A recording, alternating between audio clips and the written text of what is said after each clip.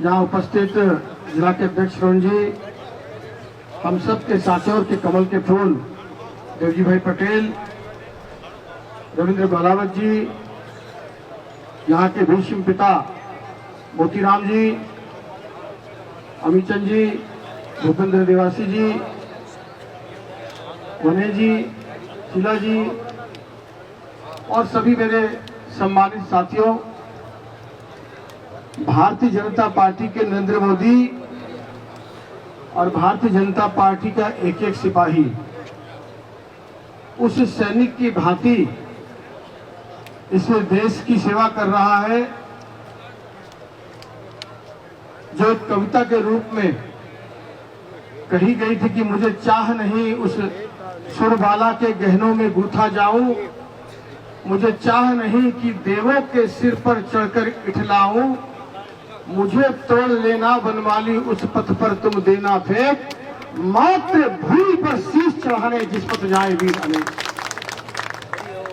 इस सोच से प्रेरित होकर के नरेंद्र भाई काम कर रहे हैं और आज मैं यहाँ जिस प्रकार से, कई बार यहाँ तो सर्व समाज बैठा है, 36 कौम बैठी है, लेकिन जिस प्रकार जातियों की बात हो रही है, अगर राष्ट्र नहीं बचेगा तो धर्म नहीं बचेगा, धर्म नहीं बचेगा तो ये जातियां नहीं बचेंगी और जातियां नहीं बचेंगी तो जातियां भी नहीं बचेंगी, हम सब में से कोई नहीं बचेगा।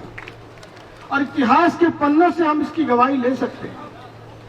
ये धारा 370 की बात कर रहे थे, जाकर उन कश्मीरी पंडितों के दुख दर्द को सुनो कभी जाकर के, जिस डोडा जिला की बात बलावत जी कर रहे थे। मेरे यहाँ पाकिस्तान के विस्थापित बहुत सारे हिंदू परिवार रहते हैं, 6 बेटियां थी, 2 बेटे थे। बूढ़े बाप ने रो रो कर मुझे बताया कि 2 बेटी गिरवी रखकर आया हूं, तब पाकिस्तान से यहाँ अपनी 4 बेटी को लेकर के आया हूं। हम क्या करना चाह रहे हैं? आदि शंकराचार्य हुए थे, आदि शंकराचार्य ने इस देश में धर्म की रक्षा के लिए 4 धाम बनाए, 12 ज्योतिर्लिंग बनाए। आज उस आदि शंकराचार्य जी के अंश को लेकर के गरीबों का उत्थान, देश का विकास और देश का सम्मान बढ़ाने के साथ साथ आदि शंकराचार्य के रूप में नरेंद्र मोदी भाई ये काम करने का काम कर रहे हैं। सभी 12 ज्योतिर्लिंग को जोड़ना, अयोध्या से रामेश्वरम तक 1 लाख किलोमीटर का मार्ग बनाना, चारों धाम और सभी ज्योतिर्लिंग और सभी धार्मिक स्थलों का पुनरुद्धार करना, हमें उसको ताकत देनी चाहिए। मैं तो सांचौर वालों के लिए लाल किले के प्राचीर से मोदी जी की वो 2 लाइन जरूर कहना चाहूंगा। यही समय है, सही समय है, सांचौर का यह अनमोल समय है। कुछ ऐसा नहीं जो कर न सको, कुछ ऐसा नहीं जो पा न सको।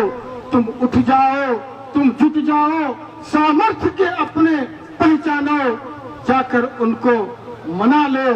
तुम उठ जाओ, यही समय है, सही समय है, सांचौर का अनमोल समय है। मेरे दोस्तों, मेरे बड़ों, मेरे बुजुर्गों, ये नेता जो नेता बनते हैं उसको नेता बनाता कौन है? ये 36 कौम के लोग, ये सब समाज के लोग अगर उनके साथ खड़े होते हैं तो वो नेता है, और ये समाज जिसके साथ खड़े हो जाए वही नेता है, यही नेता बनाते हैं। हम किसी व्यक्ति के पीछे नहीं जा सकते। कोई भी नेता समाज के पीछे, समाज के साथ खड़ा होगा तभी वो नेता है जिसको समाज आशीर्वाद दे। ये समय है।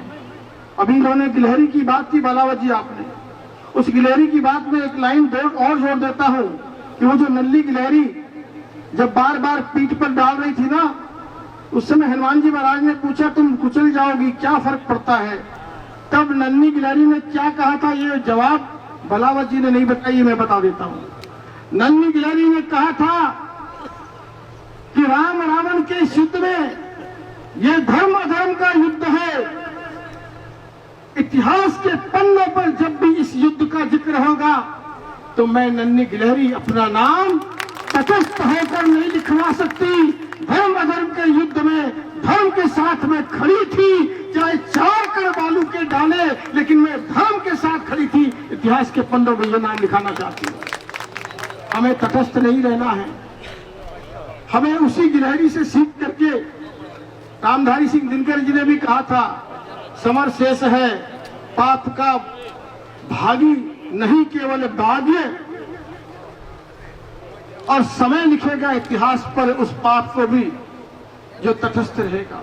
हमें तटस्थ नहीं रहना है। सब लोगों ने यहां आग्रह किया है। और एक बात की तो मैं पुष्टि कहता हूं, जो श्रवण जी ने कहा, जो देवजी भाई ने कहा, जब यहां पर इस जालौर जिले का हम रायशुमारी करने आए थे, तो अजमेर के सांसद भगीरथ जी और मैं दोनों ही आए थे। और वतन रिजॉर्ट जालौर में है।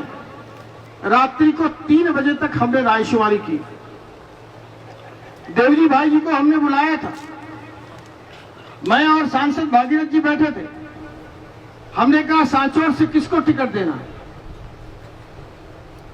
मैं प्रभु को हाजिर नाजिर जान के बोल रहा हूं। मैंने देवजी भाई से कहा, भाई साहब किसको टिकट देना है।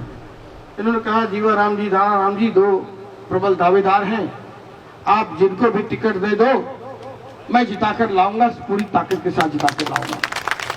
हमने इनसे बहुत बार पूछा, भागीरथ जी ने भी बहुत जवाब दिया इनको कि आप सांसद हो, आपकी गृह सीट है, आप ये बताओ इसमें से नंबर 1 नंबर 2 कौन रहेगा। बहुत दबाव देने के बाद भी ये बोले कि नहीं, मेरे लिए तो दोनों बराबर है। हमने कहा भाई साहब ऐसे थोड़ी होती है, ए भी तो करना पड़ेगा, 1 2 तो करना ही पड़ेगा। हमारे दबाव देने के बाद भी इन्होंने कहा भाई साहब मेरे लिए दोनों बिल्कुल बराबर हैं और आप दोनों में से किसी को दे दो, मैं जिताकर लाऊंगा, साथ खड़ा रहूंगा। ये तो मैं खुद कह रहा हूं, मैं पर्यवेक्षक बन के आया था, मैं गवाही दे रहा हूं। लेकिन हम कई बार अपने मन की दशा में कुछ बात फिक्स कर लेते हैं, कुछ अफवाह होती है, कुछ हम परसेप्शन क्रिएट कर लेते हैं और उस परसेप्शन के आधार पर हम सब बातें करने लगते हैं और इस बात को हम धीरे धीरे कैरी कर जाते हैं। सच वो नहीं है। सच तो यही है कि देवजी भाई ने टिकट कभी नहीं मांगी। देवजी भाई को टिकट 7 सांसदों को जैसे बताया, पार्टी लगातार जहां से हार रही थी सांसदों को उतारा गया, उनसे बगैर पूछे उतारा गया। और जब मैंने देवजी भाई को फोन किया बधाई के लिए, तो ये कहने लगे भाई साहब आपने तो बहुत गलत काम किया मेरे साथ, मैंने तो आपको ये सलाह नहीं दी थी। मैंने कहा कोई निर्णय लिया है, निर्णय तो ऊपर की पार्लियामेंट बोर्ड ने लिया है और जिसका सम्मान हमें करना चाहिए। कभी कभी घर में कोई जमीन जायदाद का बंटवारा होता होगा ना, तो बड़े बूढ़े कभी कभी कहते होंगे भाई ये वाली दुकान इसको दे दो, ये वाला खेत इसको दे दो, ये हवेली इसको दे दो। छोटे का मन होगा मैं हवेली ले लूं, बड़े का मन होगा दुकान ले लूं। बड़ों ने कभी कभी कुछ निर्णय ले लिया, तो क्या हम बड़ों को आंख दिखाएंगे क्या? बड़ों को धमकाएंगे क्या? हम अपने घर के बड़ों की, अपने सरपंच की, अपने दादा की बात मानेंगे। यही हमारा संस्कार है ना। तो आज समाज, सर्व समाज इकट्ठा है। मैं आपसे आग्रह करता हूं, इस आधुनिक भारत की, इस धर्म पे चलने वाले मार्ग की, मुझे याद है वो दिन, अभी आप यूपी की भी बात कर रहे थे, मैं मेवात में भी हाल देख रहा था। अरे 370 की बात कर रहे थे, कश्मीर में रोज पत्थरबाजी होती थी, आज सब पत्थरबाज अंदर घुस गए। आज जरा सी घटना हो जाए तो मध्य प्रदेश हो या योगी बाबा हो उत्तर प्रदेश में, बुलडोजर बाबा के नाम से फेमस हो गए। राजस्थान में भी ऐसी ही शक्ति चाहिए। मैं खुद उस क्षेत्र से आता हूं जहां दंगे हुए, 54 मौत हो गई। मुझे उस दर्द की, पीड़ा की समझ है, उसको समझना होगा। हमको एक होना होगा। व्यक्ति बड़ा नहीं हो सकता कभी, पार्टी, उसका विचार हमारे लिए बहुत बड़ा है। मोदी जी की सरकार केंद्र में आ रही है, भाजपा की सरकार राजस्थान में आ रही है। 108 के मनके में अगर सांचौर का एक मनका रह जाएगा तो मेरी माला पूरी नहीं हो पाएगी। मेरा सांचौर पीछे छूट जाएगा। और अगर जो भातृ प्रेम आज दिखाया जा रहा है वो पिछली बार ही दिखा देते तो आज सांचौर की ये नौबत ही क्यों आती? क्यों यहां पर नशाखोरी बढ़ती? क्यों मेरा युवा बेरोजगार होता? क्यों यह अपराध बढ़ता? यहां पर भी उसी खुशी अमन चैन से सब काम होता।